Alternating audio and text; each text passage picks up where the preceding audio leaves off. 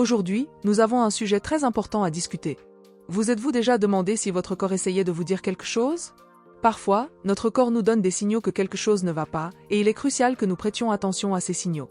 Dans la vidéo d'aujourd'hui, nous allons parler de 10 signaux d'alerte que votre corps crie pour obtenir de l'aide. Nous allons explorer ces signaux, comprendre ce qu'ils signifient et apprendre quand il est temps de chercher de l'aide médicale. Alors, si vous voulez garder votre corps en bonne santé et être attentif aux signaux qu'il peut donner, continuez à regarder.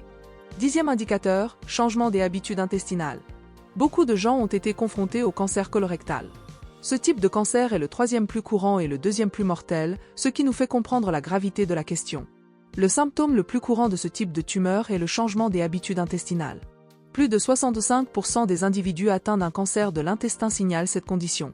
C'est pourquoi il est crucial que vous soyez familier avec vos habitudes intestinales. Les selles peuvent varier en consistance, en couleur, et vous pouvez commencer à aller aux toilettes plus fréquemment ou beaucoup moins.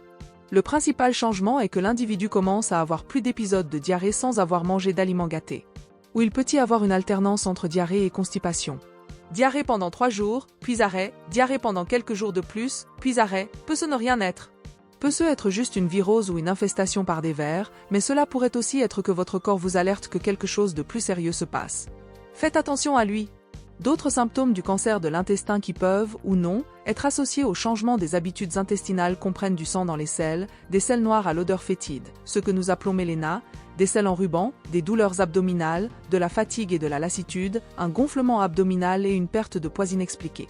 Il est important de souligner que les directives de la communauté médicale pour la réalisation de coloscopies en tant que méthode de dépistage ont récemment changé. Ce changement a été motivé par une augmentation significative des cas de cancer de l'intestin. Auparavant, l'âge recommandé pour commencer le dépistage était de 60 ans. Cependant, actuellement, les individus à risque moyen sont conseillés de subir une coloscopie à partir de 45 ans. La coloscopie est une procédure cruciale dans la prévention du cancer de l'intestin. C'est parce que, pendant la coloscopie, il est possible de retirer les polypes avant qu'ils ne se transforment en cancer. Cela diffère des autres examens de dépistage, comme la mammographie, qui identifie seulement la présence ou l'absence de cancer. Par conséquent, la coloscopie joue un rôle préventif et diagnostique dans la lutte contre le cancer de l'intestin. Le 9e indicateur, anosmie. La maladie de Parkinson, une condition neurologique qui croît rapidement et de manière préoccupante, est un problème qui affecte des millions de personnes dans le monde. Actuellement, plus de 10 millions d'individus vivent avec la maladie de Parkinson à l'échelle mondiale. Quand on pense à Parkinson, le tremblement est souvent le premier symptôme qui vient à l'esprit. Cependant, saviez-vous que la rigidité est le symptôme primaire de la maladie de Parkinson? La rigidité fait que les mouvements de l'individu deviennent plus lents et que le corps devient plus rigide. Lorsque plus de 70% de la substance noire, une région du cerveau responsable de la production de dopamine, est détruite, les symptômes de la maladie commencent à se manifester. La dopamine est un neurotransmetteur qui favorise les sentiments de bien-être, de motivation et de satisfaction. De plus, la dopamine joue un rôle crucial dans la mémoire, l'apprentissage, l'humeur, le sommeil et également dans les mouvements de notre corps, raison pour laquelle le tremblement et la rigidité sont des symptômes courants. Cependant, saviez-vous que la perte de l'odorat est un symptôme qui apparaît bien avant le tremblement ou la rigidité? L'incapacité à sentir les odeurs affecte plus de 95% des personnes atteintes de Parkinson. C'est un symptôme qui est souvent sous-estimé, mais qui peut avoir un impact significatif sur la qualité de vie de l'individu. Le goût et l'odorat sont interconnectés, donc la perte de l'odorat peut affecter la capacité à goûter correctement les aliments. L'anosmie, ou perte de l'odorat, peut également empêcher la personne de réaliser que la nourriture est gâtée ou aigre. Il est donc important de commencer à tester votre odorat. Pouvez-vous sentir l'arôme de la cannelle en poudre? Et l'odeur du café? Bien sûr, il existe d'autres conditions qui peuvent causer une perte de l'odorat, comme le Covid-19, les allergies, la sinusite, la rhinite et les virus. Il est donc important de faire attention aux autres symptômes de Parkinson, qui comprennent le déséquilibre, le changement de posture, le manque de motivation, la fatigue, le tremblement, la rigidité, les problèmes de sommeil, comme les cauchemars et les rêves vifs, la dépression, l'incontinence urinaire, la constipation, l'écriture avec de très petites lettres et un visage avec peu de rides. Le 8e indicateur, maladie cardiovasculaire. Les maladies cardiovasculaires sont les principales causes de décès dans le monde. La grande question est que la plupart des personnes qui ont de l'athérosclérose, c'est-à-dire une accumulation de graisse dans les artères, ne présentent pas de symptômes. Elles mènent leur vie normalement jusqu'à ce qu'elles subissent soudainement une crise cardiaque ou un accident vasculaire cérébral. Saviez-vous qu'il existe un petit indicatif sur l'oreille qui pourrait suggérer la présence d'une obstruction dans les artères du cœur ou dans les carotides? À partir de ce moment, je parie que vous commencerez à observer plus attentivement les oreilles des gens. En 1973, le docteur Sanders Frank a identifié une possible connexion entre un sillon diagonal dans l'oreille et la maladie coronarienne. Il a publié cette observation comme le signe de Frank. Vous êtes-vous déjà regardé dans le miroir? Pas encore? N'oubliez pas d'enlever votre boucle d'oreille, d'accord? Et pourquoi cette marque sur l'oreille serait-elle liée au cœur? L'une des théories est que ce pli pourrait refléter les changements dans les artères, comme la perte d'élasticité, qui est une caractéristique de l'athérosclérose. C'est-à-dire que les mêmes facteurs qui endommagent l'intérieur des artères peuvent également causer ce pli diagonal dans l'oreille. Est-ce que tous ceux qui ont cette marque ont une obstruction artérielle? Bien sûr que non. Sur 100 personnes avec cette marque, 30 n'ont rien, c'est-à-dire que c'est juste un signe de vieillissement, mais 70% peuvent en avoir. Cependant, sur 100 personnes avec des obstructions cardiaques, seulement 40 présenteront ce signe. Par conséquent, une oreille sans marque ne garantit pas que vos artères sont exemptes de plaques. Les maladies cardiovasculaires affectent également la population plus jeune. Des études récentes indiquent que les crises cardiaques ou infarctus du myocarde deviennent plus courantes chez les jeunes adultes. D'autres symptômes de la maladie coronarienne comprennent essoufflement, douleurs thoraciques, douleurs dans les jambes, vertiges et évanouissement. 7e indicateur, lenteur de la parole. Imaginez que vous êtes à une réunion de famille. Votre oncle Joao, qui a toujours été connu pour être un grand conteur d'histoires, commence à partager une anecdote sur un voyage qu'il a fait. Cependant, vous remarquez quelque chose de différent dans sa parole cette fois-ci. Normalement, l'oncle Joao parle de manière animée et rapide, gardant tout le monde impliqué avec ses histoires.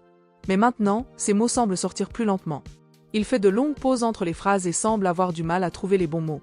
De plus, il répète certaines phrases et semble avoir du mal à suivre sa propre histoire. C'est un exemple de lenteur de la parole, qui peut être un signe précoce de démence. Mais avant de vous inquiéter outre mesure, discutons d'un signe de démence qui est souvent négligé, la parole lente. Une recherche récente de l'Université de Toronto, au Canada, suggère que la vitesse de la parole, et non la difficulté à trouver des mots, est un indicateur plus précis et précoce de la santé cérébrale chez les adultes plus âgés. Avec l'aide de l'intelligence artificielle, ils ont découvert que le déclin des compétences exécutives était fortement lié au rythme de la parole au quotidien.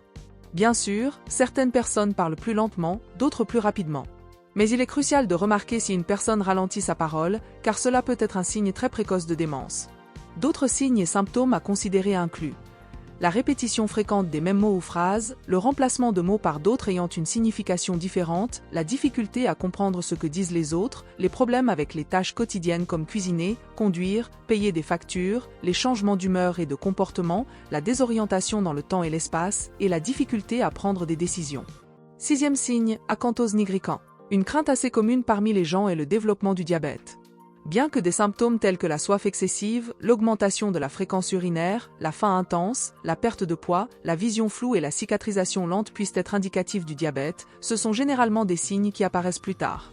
Un signe sur la peau, que beaucoup présentent, qui peut indiquer que vous êtes à risque de développer un diabète ou que vous avez déjà la maladie, est l'acanthose nigricans. Mais qu'est-ce que c'est? Ce sont des taches sombres qui apparaissent principalement sur les plis du cou, sous les bras, dans les aisselles ou les aines, qui ont une texture veloutée et douce. Beaucoup de gens confondent ce signe avec de la saleté, passant plusieurs minutes dans la douche à frotter la zone avec une brosse, une éponge, du savon, de l'alcool, mais sans obtenir d'amélioration. Cela se produit parce qu'il ne s'agit pas de saleté. C'est un signe qui indique qu'il y a probablement un excès d'insuline circulant dans votre corps, ce qui fait que les cellules normales de la peau se multiplient rapidement. Les nouvelles cellules ont plus de mélanine. Pour améliorer cela, il est nécessaire de faire de l'exercice physique et de perdre du poids. C'est crucial pour prévenir le développement du diabète à l'avenir. 5e indicateur, urine mousseuse. Imaginez la situation suivante. Vous allez aux toilettes et, en urinant, vous remarquez que votre urine produit de la mousse. Cela peut être un signal d'alerte pour des problèmes rénaux. Les reins sont des organes essentiels qui ont pour fonction de filtrer le sang, d'éliminer les toxines et les déchets, et d'équilibrer les électrolytes du corps. Lorsque les reins fonctionnent correctement, l'urine est claire et de couleur jaune pâle. Cependant, si vous observez que votre urine mousse, cela peut indiquer la présence de protéines dans l'urine, ce qui n'est pas bon signe. Les protéines sont de grosses molécules qui normalement ne devraient pas passer à travers les filtres des reins. La présence de protéinurie, c'est-à-dire de protéines dans l'urine, suggère que les filtres délicats des reins peuvent être endommagés. Bien sûr, il existe d'autres causes pour une urine mousseuse. Parfois, les toilettes peuvent contenir un produit de nettoyage ou la déshydratation. L'urine peut devenir plus concentrée et par conséquent mousseuse, après un exercice physique intense. Mais, si vous avez du diabète ou de l'hypertension et que vous remarquez que votre urine mousse, il vaut mieux consulter un médecin pour vous en assurer. D'autres maladies rénales qui peuvent causer une urine mousseuse comprennent la glomérulonéphrite, la pyélonéphrite, qui est une infection des reins, et la maladie rénale polykystique. Maintenant, si vous avez vraiment une protéinurie qui cause cette mousse dans l'urine, il existe des médicaments qui peuvent réduire ou prévenir la perte de protéines par les reins. C'est important parce que la protéinurie peut accélérer les dommages aux reins. Donc, faites attention à votre urine. Quatrième indicateur, prurite dans la paume des mains. Si vous ressentez une démangeaison intense dans la paume de vos mains et que cela n'est pas dû à la sécheresse de la peau ou à une réaction allergique à un produit comme le savon, la crème ou le détergent, cela peut être un signe d'un problème hépatique, surtout si la démangeaison est intense et persistante. Des maladies comme la cholangite biliaire primitive, une condition auto-immune qui attaque les canaux biliaires et empêche l'écoulement de la bile, peuvent causer une démangeaison intense, surtout dans les paumes des mains et les plantes des pieds. D'autres conditions hépatiques qui peuvent causer des démangeaisons comprennent la cirrhose, due à l'accumulation de bilirubine dans le sang, les hépatites, la maladie de Wilson, l'hémochromatose et même la stéatose hépatique, communément connue sous le nom de foie gras. Il est clair que la démangeaison est un symptôme vague et commun, mais si vous présentez d'autres symptômes de maladie hépatique, comme la fatigue, la perte d'appétit, les nausées, les douleurs abdominales, l'ictère, qui cause une peau et des yeux jaunâtres, l'urine foncée et les selles claires, il est recommandé de consulter immédiatement un médecin pour vous assurer que vous n'êtes pas confronté à un problème hépatique. Troisième indicateur, ecchymose sur le corps. Avez-vous remarqué une augmentation de l'apparition de taches violettes sur votre corps? La présence constante d'ecchymose et de contusions peut être un signe que la peau devient plus mince avec l'avancement de l'âge, ce qui fait que tout petit impact, surtout sur les bras, entraîne des contusions. Cela peut également se produire si vous prenez des médicaments tels que l'aspirine, les anticoagulants ou des suppléments comme le ginkgo biloba. Cependant, ces contusions fréquentes peuvent être une alerte pour les maladies de la moelle osseuse. La moelle osseuse est responsable de la production de cellules sanguines, globules rouges, globules blancs et plaquettes. Lorsque la moelle osseuse ne fonctionne pas correctement, il peut y avoir une diminution de la production d'un ou plusieurs types de cellules sanguines. Cela peut entraîner divers problèmes de santé, y compris l'anémie, les infections et les saignements excessifs dus à un manque de plaquettes. La présence d'ecchymose sur le corps est un signe courant de thrombopénie, c'est-à-dire un faible nombre de plaquettes dans le sang. Lorsque les plaquettes sont en faible quantité, le sang met plus de temps à coaguler, ce qui peut entraîner la formation d'ecchymose. Par conséquent, si vous avez commencé à remarquer des ecchymoses sur différentes parties du corps, même sans avoir commencé à prendre un nouveau médicament, il est important de consulter un médecin pour écarter tout problème de santé plus grave. Deuxième indicateur, rythme cardiaque irrégulier. Saviez-vous que les accidents vasculaires cérébraux, AVC, sont plus mortels que les infarctus? Les causes d'un AVC comprennent l'hypertension artérielle, les plaques dans les artères, comme l'athérosclérose dans les carotides, et aussi une arythmie commune appelée fibrillation atriale. La fibrillation atriale est l'arythmie la plus fréquemment trouvée chez les personnes âgées. Plus de 5% des personnes de plus de 60 ans et 20% de celles de plus de 80 ans peuvent avoir cette arythmie. La fibrillation atriale augmente le risque d'AVC de 5 fois. Cela se produit parce que les caillots sanguins qui se forment dans le cœur peuvent voyager vers le cerveau et bloquer une artère, causant un AVC. Heureusement, il est possible de détecter la fibrillation atriale facilement. Vous pouvez effectuer un test simple à la maison en utilisant seulement vos doigts. Essayez maintenant. Placez le deuxième et le troisième doigt de votre main droite sur le bord de votre poignet gauche. Glissez vos doigts un peu vers le centre du poignet jusqu'à ce que vous sentiez le battement de votre cœur. L'important est de vérifier le rythme cardiaque. Un rythme cardiaque normal est constant et régulier. Si le rythme est irrégulier, comme s'il était hors tempo, cela peut être un signe de fibrillation atriale. Rappelez-vous, le diagnostic définitif est fait par un médecin à travers un électrocardiogramme, ECG, ou un suivi continu du rythme cardiaque, comme un Holter ou un Looper. D'autres symptômes de la fibrillation atriale comprennent fatigue, essoufflement, vertige et évanouissement. Si vous remarquez l'un de ces symptômes, consultez un médecin. En détectant et en traitant la fibrillation atriale précocement, vous pouvez réduire significativement votre risque d'AVC. Premier indicateur, transpiration excessive. La transpiration excessive, également connue sous le nom d'hyperhidrose, peut être une condition assez inconfortable et embarrassante. Imaginez la situation suivante. Vous êtes à un événement social important, vêtu d'une élégante tenue de couleur sombre. Alors que vous interagissez avec les personnes autour de vous, soudainement, vous commencez à sentir de l'humidité sous les bras. En regardant vers le bas, vous remarquez des taches de sueur commençant à se former sous les aisselles de votre vêtement.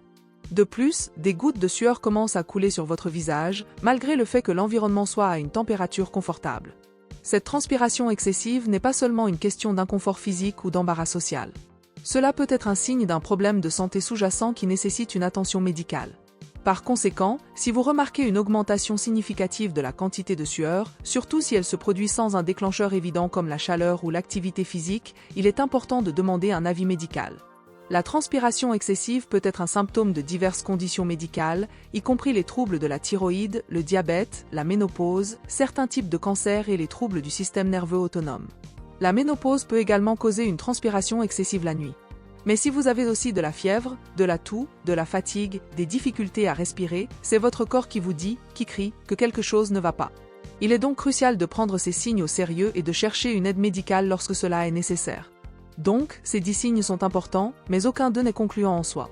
La meilleure façon de prendre soin de votre santé, en plus de prêter attention à votre corps, est de faire des examens de routine, de consulter régulièrement votre médecin et d'adopter des habitudes de vie saines. J'espère que cette vidéo vous a été utile et informative. Si vous l'avez aimée, n'oubliez pas de l'aimer et de la partager. Restez à l'écoute pour la prochaine vidéo. À la prochaine!